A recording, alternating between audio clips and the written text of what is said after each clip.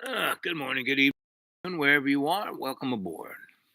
Good morning, good evening, good afternoon, wherever you are. Welcome aboard to Dreamy Dreamland with your sensei, Al Bob.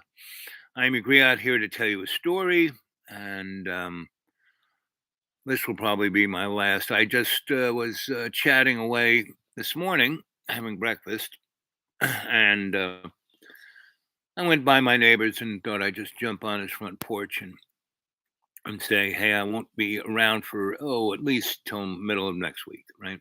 Maybe, who knows? But I'm gonna be operated on, and you know, go under the laser, and I'll be have to recuperate a little bit.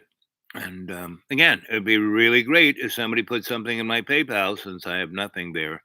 I have, you know, what, $27. Um, but nothing like a little cushion would help.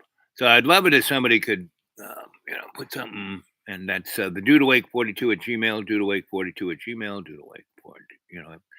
If the 500 or so of you who watch this at least a bit every week, you can throw something into my PayPal, the due to wake 42 at Gmail, due to wake 42 at Gmail. If you just put in, $12, if 10, 20 of you put $12 a month, I would be fine. That would be the cushion I need, and I'd appreciate it. But this ain't transactional. I mean, I'm going to keep doing this because I've been called to. So I'm going to do it as long as I can do it. I'm going to do it just like this. I kind of drove by, said, "Well, you know what? I'm going to jump in there." So I did, and um, it's you know kind of amusing that our friend, a couple of days ago, I put on audio of this guy who, from childhood was next to a SAC base in the 50s and had all these experiences with flying saucers and men in black and the Air Force and you name it. And he told some great stories, and I got some more to play. Um, anyway, but I'm seeing basically people are coming out of their shell and going under. I mean, they're coming out of their shell and talking like this guy did.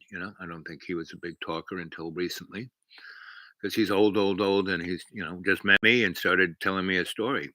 And so I said, "Hey, can I record this?" And he said, "Sure." So I'm sure he's got more stories in him than that, and I'm going to try and find him and see where we can go with that. But other people are just, you know, you know, putting their head in the sand. Just not wanting, going on about this, that, and the other thing about, oh wow, look, it's like this one guy I know who's, quote unquote, what I call the usual suspects or sock puppets.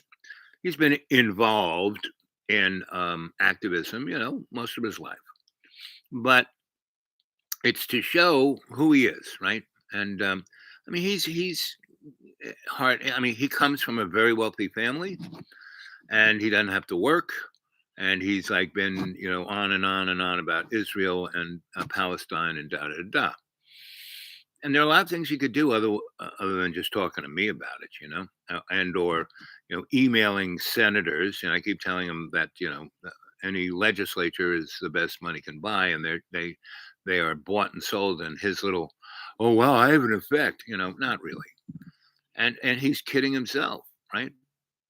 Because he feels guilty about basically being a millionaire. I mean, literally being a millionaire, meaning and he is of the dynamic of he didn't make that money. His family did, right? He was born a white, gentried man, and his fathers and uncles had businesses that made money for the family, and then all the kids. Some of them are involved in those businesses. He's not. He's just he's got a lot of land, and he just kind of puts a rock over here and moves something over there and calls it art. And so and in essence, I am the same. I'm not from landed or gentry money, and the cash I had was just a flow, and that my whole life has just been a flow.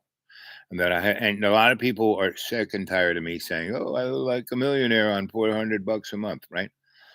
Because I know how to flow. I know how to navigate. Know how to be diplomatic. I know how to be there, right?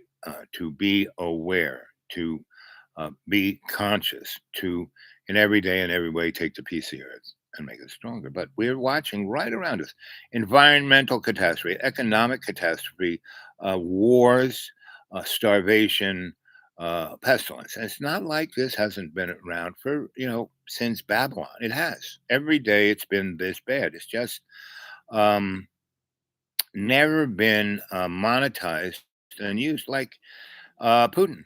He's making 10 times more money on his oil and gas today than he did before he invaded. I mean, it was a business decision. He's selling, two-thirds less, and on that one-third he is selling, he is making 10 times more than he did when he sold all of what he sold last year. And the oil companies have made over $100 billion in profit, not net, but profit in the last 4 months.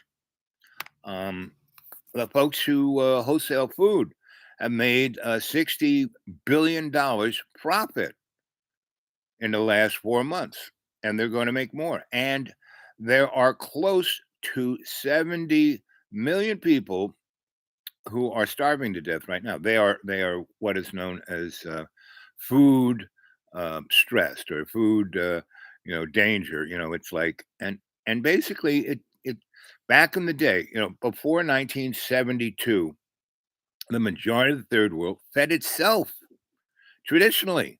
You know, and then the green machine came in and gave them fertilizers and tractors and industrialized and then bought them out and then, made profit over it and then charged them money for the food. Right. And for the first 10, 20 years, they didn't have to farm. Then, right. Things were a little bit cheaper than if they did it themselves. And now they can't even afford to eat. And the food is there. It's being grown on traditionally what was their land, but now it's owned by Monsanto or General Mills or Cargill, and other entities. And who knew that Siemens was one of the largest food producers? Everyone, what don't they make toaster ovens and electric stuff and radars? And I mean, they are the Nazi version of GE, and GE was part of the Nazi scene too. And so that is, when Putin is going on about the Nazification. Well, that the whole planet is Nazified, right? When our the guy I interviewed, and he was telling the story when he was a young boy of somewhere between 12 and 14, and he had, he was walking home and up there in New Hampshire where it's dark at night, and he was running to go to a Halloween party or something, and he stopped and he was looking around, and then he turned around, and there were three EBEs, right? Two little Ahmadized guys and one tall guy, right? The boss. And the tall guy was looked almost human, had a little insectoid in him a bit, but he was the one talking. The little guys were more like the EBEs are, extraterrestrial biological entities, right? EBE, right? And they're clones. They're like biological robots, right? Which a good portion of the American population is, a biological robot. They're not conscious. They're not awake. They may be woke to, Fox News. They may be woke to MSNBC, but they're not awake to who they are. And my question earlier this morning: who are you? Where'd you come from? What are you doing here? Right? And everything you're told in church and school is not it, right? And if back in the day when it became really obvious in 1947, and that's why we got the National Security Act in 1947, wasn't so much um, uh-oh, we got a Cold War here. The Russians are our deadly enemy. No, I mean, they were just, 2 years ago, our best friend. And we gave them every bomb, bullet, and tank they had. We fed them and still were feeding them and still did feed them until the 90s when they reshuffled the cards. And all of this stuff, again, is right in front of your face, right? So you better start having a garden. Now I have a garden. I live in the woods. I know what to eat in the woods. A good 5% of my diet is dandelion, right, and burdock, right, and there are all these other plants that are medicinal. Stinging nettles is one of the best. It does great for my diabetes and blood pressure, right? And I'm not prescribing anything, but I'm just telling you my experience. And it's again, you go online and all this stuff's on YouTube. There are tons of people making great YouTubes on how to, right? And I keep telling people, like my friend here, he could and still can put solar power on this house, and it would be paid by the state through tax benefits, right? And it would cut his electric bill, meaning you know, I just spend what the nominal fee to be hooked up to the grid, which is around here $30. I spend between 30 and $40 a month on all of my utilities, right? And that's because I have some, and I don't have gigantic photocells. No, I have a good portion of my lighting running on 12 and 24 volts, right? My little refrigerator, it runs on 110. A few other things run on 110, right? And if electricity went down, I would basically not, I only pretty much use that refrigeration because the food the church gives me, they give me some chicken, they give me some cheese, they give me some butter, they give me, once in a while milk or this or that. And those things I need to refrigerate it. But other than that, no, you know, if I took that stuff out of my diet, I would, be fine, And so, and one reason why hemp, you know, cannabis sativas is basically illegal, it's not because of its psychotropic things, it's because it represents a challenge to the control structure. Control structure, um, money, fuel, and food, right? And so, and shelter. And so, hemp is a God given gift. It has the highest level of protein in it than any plant. It's a weed. It grows anywhere. And wherever it grows, it makes the earth healthier. Whereas if all of that, GMO crap and all the fertilizer and pesticides, it kills the ground. I mean, around here, this was one of the most amazingly fertile areas 30 years ago. Now it's dead. And it's so dead. I'm about 20 miles from where Monsanto has its big fields, right? But it is so affected the phylum of this whole area, this 200 square miles, that all these trees around me are dying. Oh, they got leaves on, they can't be dying. Yeah, no, they're dying. They fall down. I'm out in the woods all the time, and every week 4 or 5 trees fall down. That means that, and a lot of, the woodpeckers are going nuts. And so that means that the trees are dying and rotting from the inside out. Woodpeckers are going after it. And the trees, they're really, really tall, and they're dying from the roots up. And so, yeah, you know, photosynthesis is a very strong power. So, yeah, there are green leaves there. And when it rains a lot and there's a lot of sun, yeah, you got a lot of green leaves. But the trees themselves, the phylum in the ground is going, and no one is, even talking about any of this. They're talking about, global warming, but that is just a distraction. It's not what's really happening, right?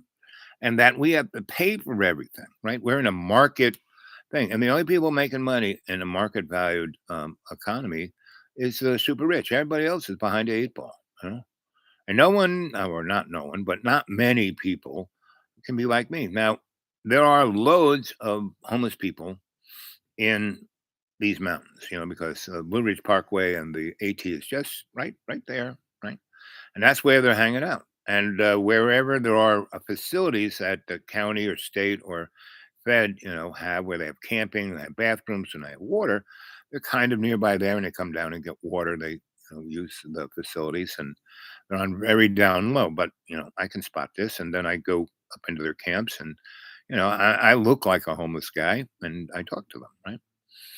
So I see all of this, right?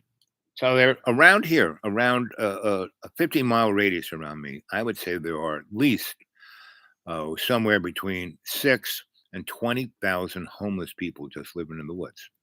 And when I talk to the police and the public service and the social services people, they kind of look around, and if there's no one listening and there is no one other than them and me, they go, "Yeah, I know about it.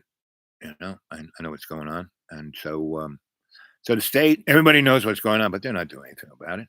The hospitals have closed. Pandemic closed the hospital in the two counties. They don't have any hospitals. They got a little Band-Aid state. And if you're rich, and they, the rich people came in and they didn't give any money to the volunteer fire department. The old holler folk used to, right? So two of the volunteer fire departments just closed up, right? Said, "Fuck you. You're not going to give us any money. We're not going to do this for free." Because the rich have had more accidents and more because they don't know how to live here, right? And so if you have a heart attack, you call 911 if you have a nice, the rich developers bought out the phone service, the link guys, and then paid off the federal government to bring in fiber, and they brought the fiber straight into their gated communities. The bill that was used to bring the fiber here, they spent 20 million on it, was to widen the bandwidth so that people in the hollers who they couldn't go to public school, they're supposed to be online, and forget about that. And so that was supposed to give them that. No, and now it's gotten worse, not better, worse. I used to be able to get a phone line, right? Maybe 40% of the time. Now, unless I have I have a Walmart's crapo phone, and if you have one of those phones that the social service guys give you, it's like a 1990s flip phone, has nothing. And if you have one of those, unless you're in a town, a city that has cell towers, out here, now forget about it. Used to be able to get something, but now not at all. And so all this is right in front of our face. We see it. I'm out in the middle of nowhere and I'm seeing all this, right? And I keep saying, 2.5 years ago, I started talking about the big splat. Right? Go, those shows are still there. Go watch them. Right? Just, go to shows and just go whoop, and it'll go blub, blub, blub, blub, blub, blub, blub, blub, blub, blub, blub, blub. Whatever it stops on, watch it for a little bit. And you can put your little you know, cursor up there on the red line and just kind of zip across that red line and see what's being said. And if it looks interesting, stop and listen, right?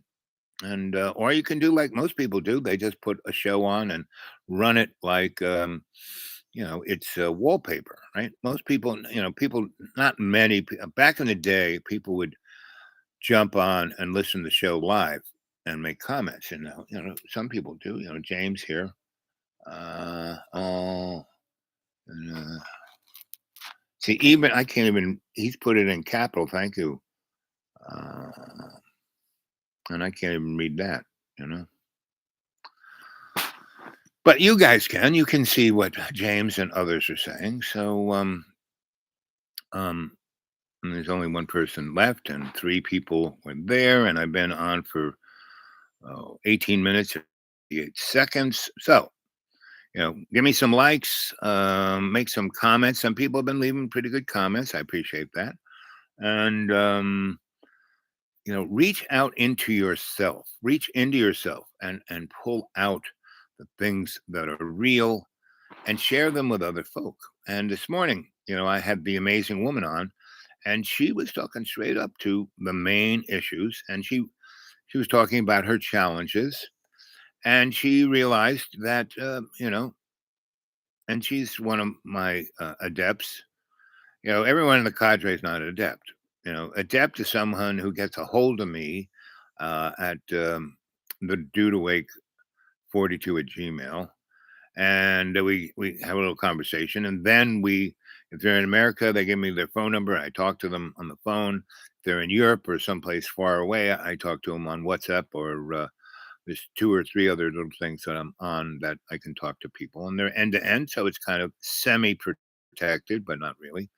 Um, and when I have really good long conversations. We talk about issues. They go off, and I give them something to think about, and they do, and they have changed their life. I mean, amazingly, right to the point where most people who've changed their life as much as these people have. They go, well, I'm perfect. I'm cured. I'm not doing any of that crap anymore.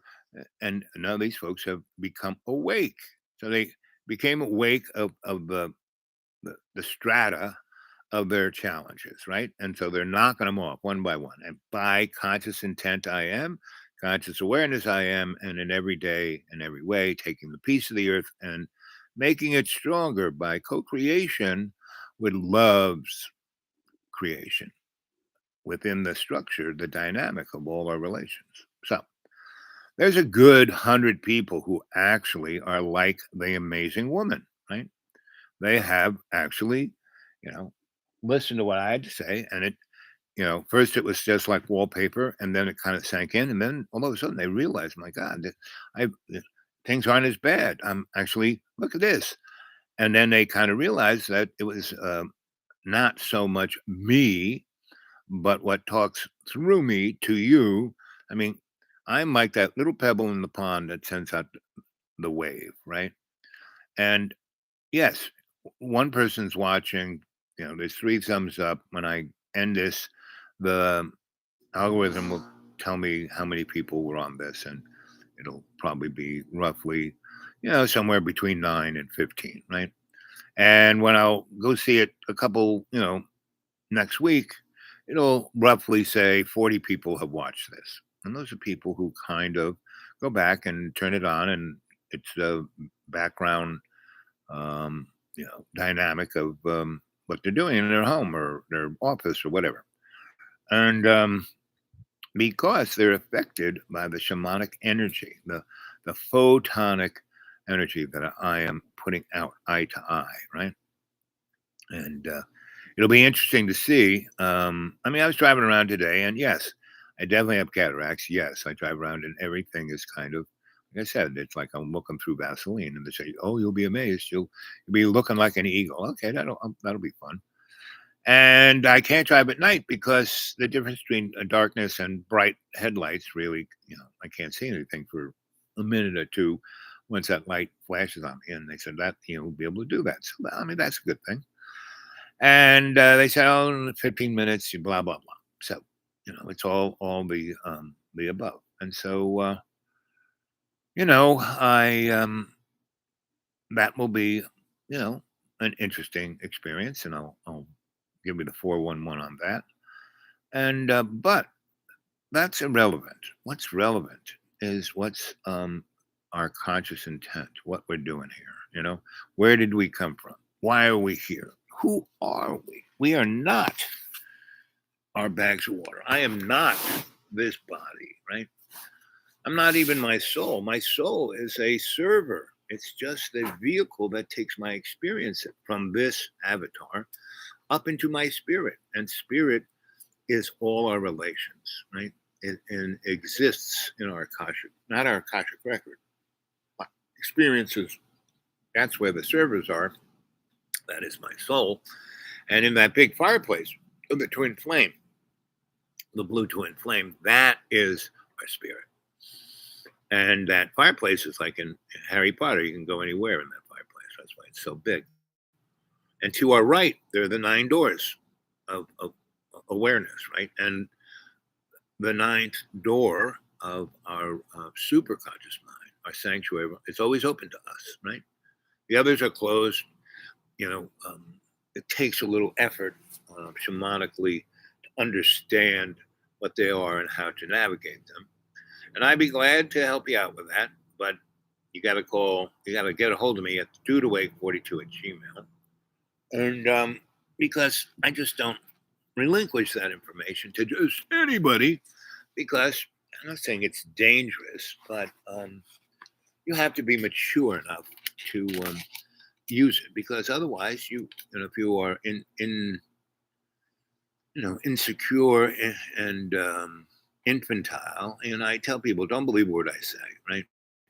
Especially if you guys are of a childish mind. Well, a childish mind is one who only believes what it's my belief. I know it's true. You're wrong. That's a childish mind, right?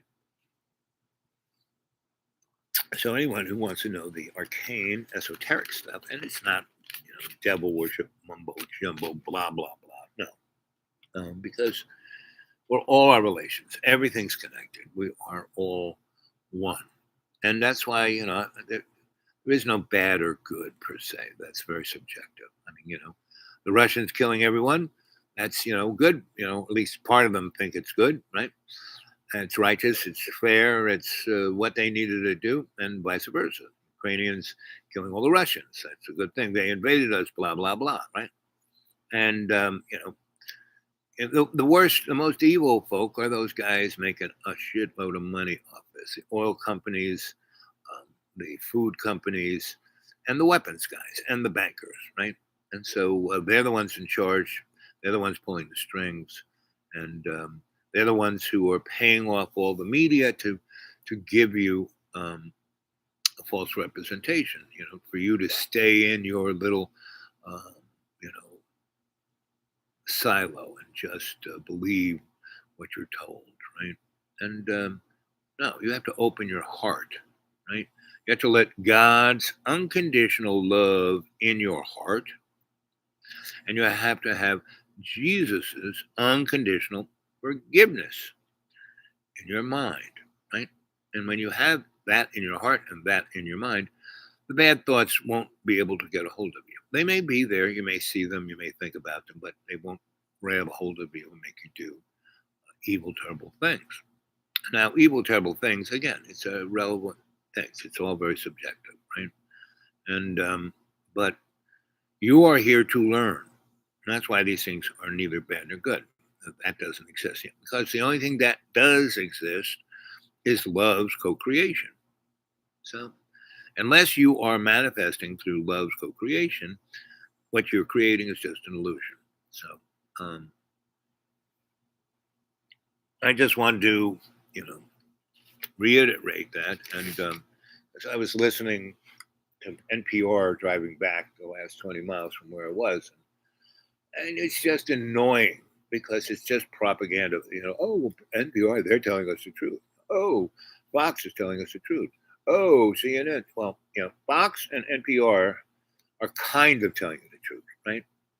And if you were to take those two things and put them together and maybe add the BBC and, you know, oh, the Russians had a TV, a platform here. I forget what it was. Chris Hedges was on it. TR, maybe T something. Anyway, um, if you put all those together, then you are, but if you are like going, well, there's this guy named Scott Ritter, and he is really, back. He was the one going, oh, the Iraqis have no weapons of mass destruction, so that makes him any better than anybody else. No, he is the um, loyal opposition. Who was he working for? The federal government. And who's the federal government? It's not us. It's not the U.S. The federal government is Mr. Global. It's the COG, continuation of governments. And as that our guest a couple of days said, the alien said to him when he was a boy that you live in a policed planet, right? And we do, and it's not just one police department. We live in a policed planet, right? So that's why I live out here in this beautiful place, right?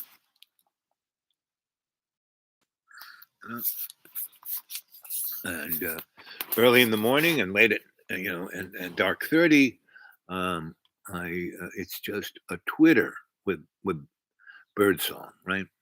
And so they come around. I sit out there. I throw some whatever instead of throwing food away. I just kind of scatter it over my lawn, and I sit out in the middle of it, and they come and eat it and thank me very much.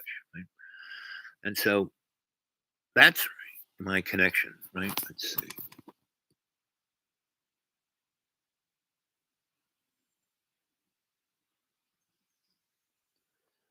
Uh, there are about Sophia legends. Just I can't. I mean, Jamie, thanks for. I lost my reading machine. Right, I don't know where I put it, so I'm just wearing regular Dollar Tree 3.2s, and they're not strong enough. I mean, I can almost see, but you're writing not to me, but to the cadre. So the cadre can read this. So keep it up. Um, so 30 minutes and 30 seconds. I love when that happens. I am again, just reiterating where you know, by next time, this year, next time, there will be millions of people in the United States starving to death, right? And because of the dipolar amenities of consciousness in the United States, I mean, back in 2016, when John Boy, uh, we did this video where I played Donnie Chump, and he played, the pedophile news guy from NBC, and it was great. It was funny. It was hilarious. And after we did that, about a month later, the election happened, and Donald Trump won. And now soon as Donald came down that escalator, I said he's going to win. And everyone's, oh, you got to be kidding, blah blah blah. I said no, he's going to get billions of dollars of free um, advertising just for the crazy shit that he's going to say. And it's all orchestrated. There isn't anything that it's a scoop or they found it like the the thing that he said in that guy's bus, about grabbing people's hoo-hoos. And that he could shoot anybody on Broadway, and he, all of that was, scripted, right? Straight up, right? And he's no born again Christian, he's no big, person. He doesn't care about any amendment, he just cares about Donnie. And he made $100 million over those 10 years of doing The Apprentice, and that's exactly what he was. He was apprenticing to be a disruptor, right, in the political structure, to destroy all norms, right. And so was Ronald Reagan, so was Bill Clinton, so was George W. I mean, what's his name? Uh, Billy Boy's vice president. He won the election, but he would have just been a boring, we're just going to put this in the lockbox, Al Gore. And it's a hockey stick. and, and they had to put George W. in because he just sat in the corner, and Dick Cheney and Rumsfeld ran the show, just like they ran the show under, you know, Ronald Reagan. The people who ran the Reagan Bush administration was Dick Cheney and Rumsfeld and Oliver North, and everything that is on our southern border is from that. All the wars that the Iran Contra, you should go look at that, and because it's exactly why we are where we're at. So all of the chaos and insanity basically started back with. I mean, it started back with the founding fathers, because it started back with Christopher Columbus. He goes into Hispaniola, which is it's a place. It's in the Caribbean. But anyway, it had 6 million indigenous people, had extremely sophisticated culture and civilization, and he killed all 6 million of those people in less than 10 years, right?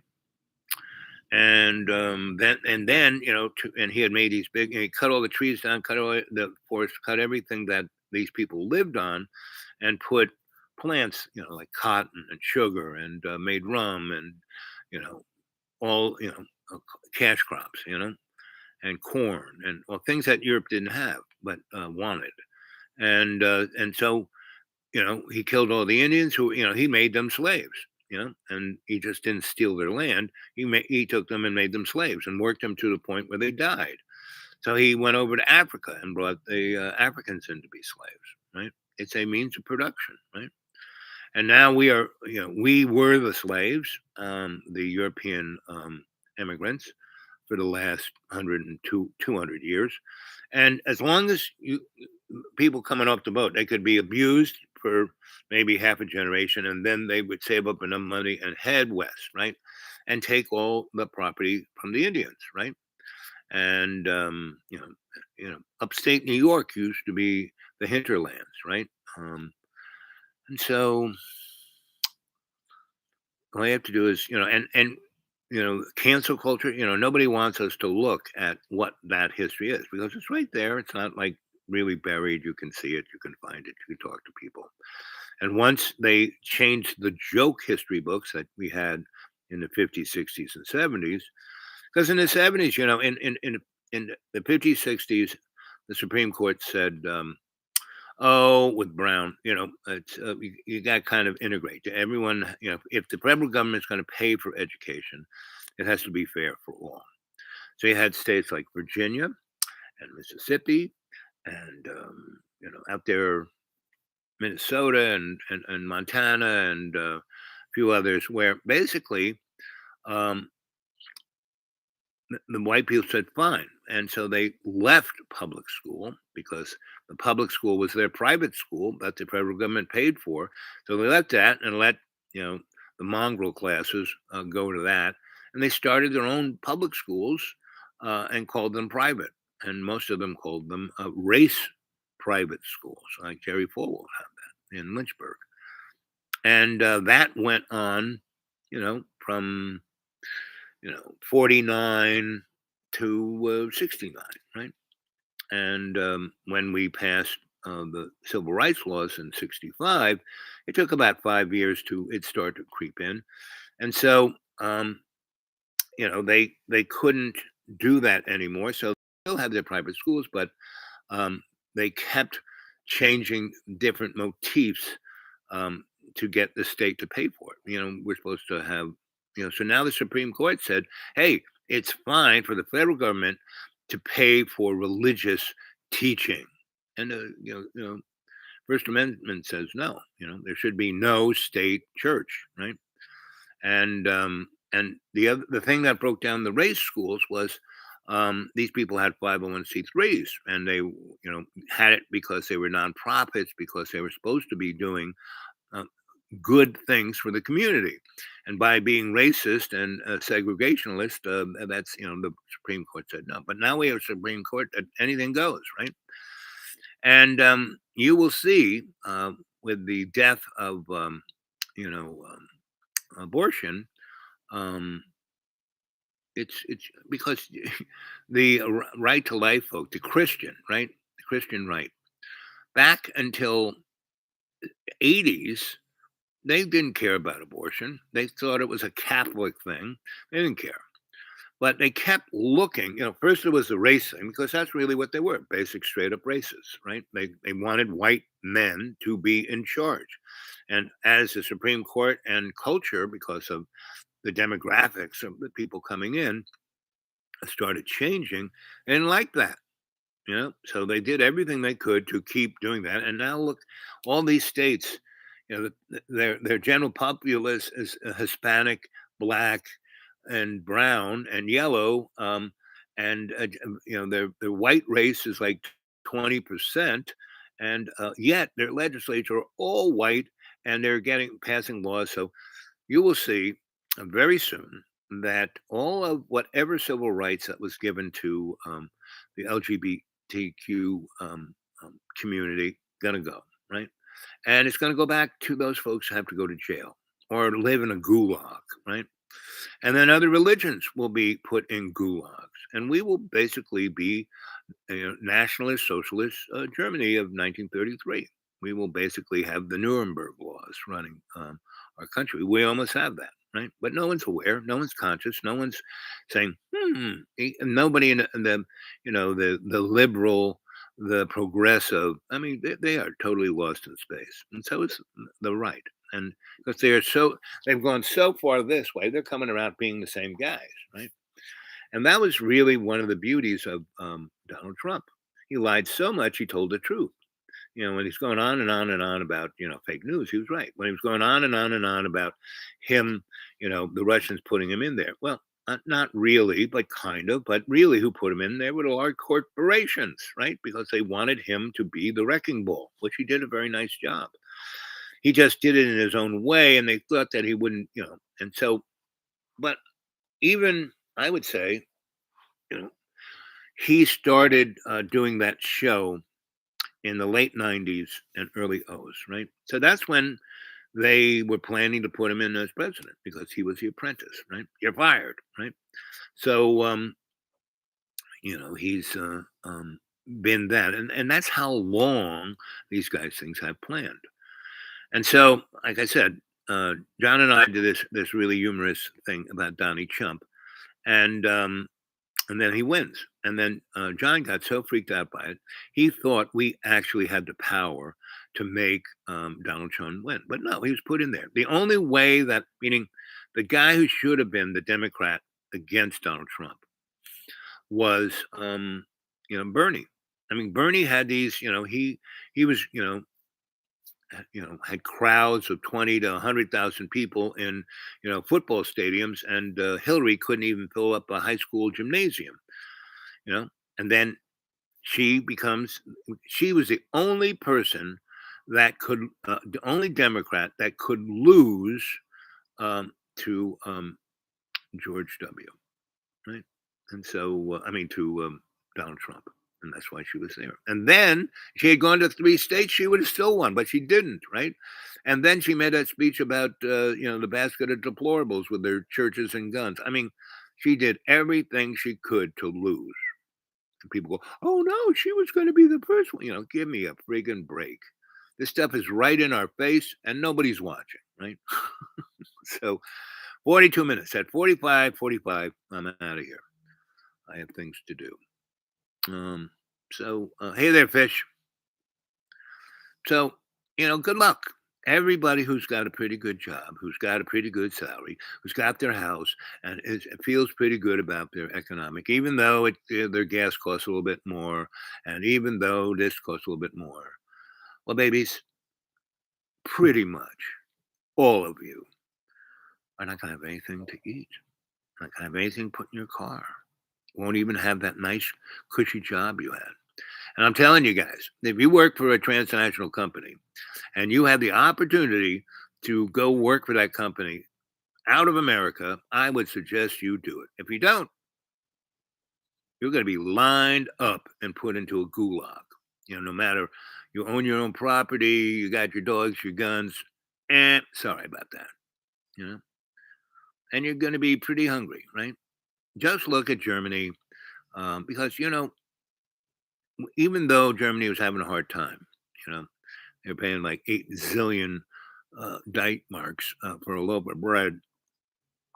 Before out of came, the Weimar Republic was the most democratic government in Europe. And actually, people were kind of getting along. They were freaked out because they were used to being we're the richest. Even after war, even after Versailles, we're still doing pretty good. And then they weren't. Well, right now, that was us, We're doing pretty well. We're real. Oh, look, all these people getting employed. Oh, everyone's getting paid more. Blah, blah, blah. And now things are, there's like, supply chain, breakup, right? And forget that. There's enough for everybody. The supply chain isn't broken. It is just being hampered in specific ways. That one company makes baby food and make sure that one plant that is a lynch of that doesn't work. So, like maybe 200,000 people who really need to have that special formula don't get it and their babies are dying. That makes a big story. And the same with, there are a lot of food processing plants. There's loads of food, but there's about, I don't know, 70 to 200 food plants that just happen to catch fire. that were in the linchpin of this. Same thing. One reason why our oil is so expensive, especially diesel, there are over 20 distills, meaning when the COVID came and people were gasoline. Right now, oil is 120 or so a barrel. Well, back in 2020, oil was negative number. Negative $20 for a barrel. I mean, you had to pay somebody $20 to take your barrel of oil. So this stuff just doesn't happen. It's orchestrated. And everyone goes, "Oh, you couldn't do that." People would talk. Well, they are talking. The media, though, can control the narrative. The information's there, but it's not in the narrative, right? And that's because the media is, they're used to in the 70s. There were close to, 20,000 individually owned media outlets. Some, county seat or state place had 5 or 6 newspapers, had radio stations, and a couple of TV stations. Right, not like CNN, but so they were the big dog. Like the guys I worked for in High Point, North Carolina, High Point Enterprise. They had the Enterprise, and then they had a couple Greensboro and a few other newspapers, and they had the big NBC and the big three radio stations. And so they were the outlet of the news. But there were other newspapers and other radio stations, and so there was competition. We have no competition, zero in anything. There is no competition. And if you come up with a good idea, you get either bought out by Facebook or Tesla or somebody. And if you don't want to sell, you end up dead on the highway, right? So now I know my skill sets and I know they're valuable. So I keep doing this to inform the cadre and to inform, the powers that be, the hidden hand of the unipolar power structure, hegemony, that, hey, I used to work for you. I'm ready to do it again because you need me. You need me more than I need you. That's for sure. I'm out here in the beautiful, and I don't, I said I wouldn't say this, but I live like a millionaire on $400 a month, right? And the more you tighten the screw on that, it gets a little more. But I don't need to drive anywhere. I don't need to do this. I don't need to do that. And so that's fine. And I've died so many times that, and the last 3, I saw the real deal of death. And so I just came back because I made a promise to the burning bush that I would do my best. And I still had about 11% to do my best, right? So these last 5 years, I've been doing pretty good at this, right? At doing my best, right? And so, but that last little bit of doing my best, I could do my best working with, the unipolar power structure of hegemony, because I don't care who's Mr. Blow and Lonely, who's in control. I realize that control is an illusion, but I do not worry, I'm concerned about the masses of really innocent poor people. And, my little 3 rules, doctor, do no harm, don't get involved unless you have a workable exit strategy to get the innocent out of harm's way. So that's where I'm at. I'm at that, and the best way I could do that is assist the unipolar power structure. Right? I don't care if there's 100 and something year period of transition that we are going through right now. We're soon as 20 the year 2000 came, that was like when the light of the Aquarian age was full blast, and the Piscean, and when the photonic light was really shining on us, and the incandescent light of the the last Piscean age went away. So so that's where we're at, and we're with 2012. that old thing died. The calendar ended, and we now have this new calendar, and it's instead of getting what you want by violence, you get what you need through love. And you know, it doesn't matter for this next 120 or 50 years who's going to be in charge. If the unipolar control structure, that's really pressing hard for that, you know, fine, good. But let's choose the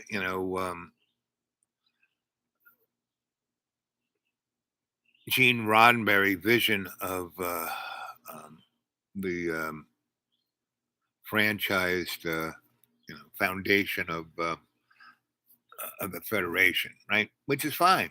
You know, everyone's got a job, everyone's eating good, everyone's getting educated, everyone's has the free will to realize who and what they are, and they can work at that thing to do better. Whatever they decide to do, whether they want to be James Kirk or Bones or Nurse Chapel, they all were doing their best at what they were doing, right? And why would you be out in a tin can out in the middle of the universe, zipping around? Because they like doing it, right? They like making new friends, and if we can get ourselves into that quadrant, and a problem, one of our major problems is that unipolar power structure is basically the Nazis, end of World War II, and the National Socialist motif has been around. It is the Babylon banking system, right? Fractionalization, right? And so um, the Nationalist Socialists, they were fascists, and and that's when the corporate structure controls everything. You know, Capitalism was supposed to be capital, was the vehicle for competition for people to do their best. Well, we set that aside with 1812, and really with the Constitution, and socialism never really existed because that's where the state controlled the finances to take care of everyone. Well, they didn't, because socialism, Marx's Das Kapital, who paid for that, Mr. Rothschild took Marx and Engels out of a German jail, brought them to London, put them up in a nice big house till the day they died, and they wrote these treatises. And what those treatises were the loyal opposition. That's why World War One, the revolution happened, and the czars were taken out, and socialism was put in, and it took a good 30 years to get it together, and it took World War Two. It took a war that was run by a megalomaniac, insane guy, just like FDR and Churchill and Stalin were cut from the same cloth. You know, all three were basically, and Adolf Hitler, they were all cut from the same cloth, and they all worked for the same folk, and they all had the same basic worldview, and they were doing it. And during World War II, the extraterrestrial agenda has always been here, but it's been way down low, covered up by religion. During World War II, especially at the Manhattan Project, a lot of things came out of the hopper. And I mean, that's what, FDR, he did not die of a brain embolism. He died of eating his service revolver. He blew the top of his head off because he was, that last, 8 years of his being president, he was part of changing the world to such a degree that it was no longer recognizable. And then he was exposed to all this information about what was going on and who was doing what, and World War II, all of that. And then he basically said, "Okay, so I can be powerful and in charge and the boss. I'll help have this happen." So he then was responsible for the death of close to 200 million people. And so all of that guilt and that what humanity was heading for was massive nuclear war and the death of a few billion people, and it was all going to be on his hands, and that's why he ate his gun. So, and Churchill was sick fuck enough to go for it. He gave that speech about the Iron Curtain. So that's where we are. So 54. So when it hits 55, 55, I'm off to do my errands, right? And let's see how much juice is left. Not too much. We're about to kick out of here, and it's two something. Yeah, so it's all good. It's time to go. So I probably won't see you for until mid next week, right? So you stay well. Watch these shows. Last 5, 10 shows. Give them a good look. Put something in my PayPal, please, please, please. I could really, really use it. I always need it. I have the zip cash, right? And that money, your PayPal money, it only goes to enable me to talk to you. The less money I have in my checking account, I can't buy gas. I can't go to these places have Wi-Fi and talk to you. So there'll be less of me. But I have close to 2,000 shows up there. So um, you know, you got a lot to choose from. So people have left, and so will I. Let's see. Our Father who art in heaven, hallowed be thy name. Thy kingdom come, thy will be done on earth as in heaven. Give us this day our daily bread, and forgive us our trespasses as we forgive those who trespass against us. And lead us not into temptation, but deliver us from evil. As it was in the beginning, is now, ever shall be, world without end. Conscious intent, I am. Conscious intent, I am. Conscious intent, I am. Om. Conscious awareness, I am. Conscious awareness, I am. Conscious awareness, I am. Om. And every day and every way, I take the peace of the earth by doing my best. Not trying, doing my best. And knowing I'm not perfect. So I'm not perfect. So I love you guys. I'll catch you later. See you later. Bye. Do, do, do, do, do. Do, do, do, do. Do, do, do, do, do, da, ba, da, ba, ba, ba, ba.